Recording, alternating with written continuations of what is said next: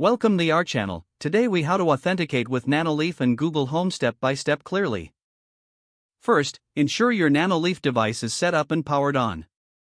Download the Nanoleaf app from the App Store or Google Play. Open the Nanoleaf app and sign in to your account.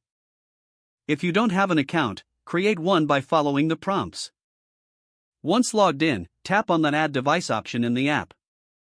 Follow the on-screen instructions to connect your Nanoleaf lights to your Wi-Fi network. After the device is connected, go to the main screen of the Nanoleaf app. Tap on the settings icon in the upper right corner. Scroll down and select Integrations. Find the option for Google Assistant and tap on it. You'll be prompted to link your Google account. Tap on Link Google Account and sign in to your Google account. Grant the necessary permissions to allow the Nanoleaf app to access your Google Home. Once linked, you'll see a confirmation message indicating the successful integration. Next, open the Google Home app on your device. Make sure you are signed into the same Google account that you linked with Nanoleaf. Tap on the plus icon in the top left corner of the home screen. Select Set Up Device from the menu. Choose Works with Google from the options. Scroll down or search for Nanoleaf in the list of compatible devices. Tap on Nanoleaf and follow the prompts to complete the setup.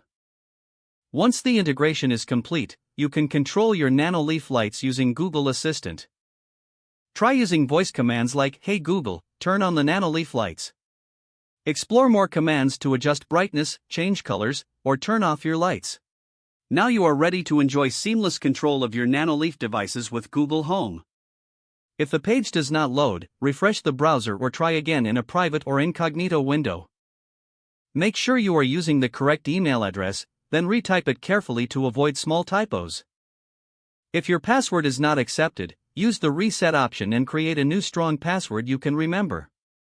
Check your spam folder for verification or security emails, then complete any requested confirmation steps. Enable two-factor authentication if available to improve account security and reduce unauthorized access risk. Don't forget to like this video and subscribe to our channel for more step-by-step tech guides.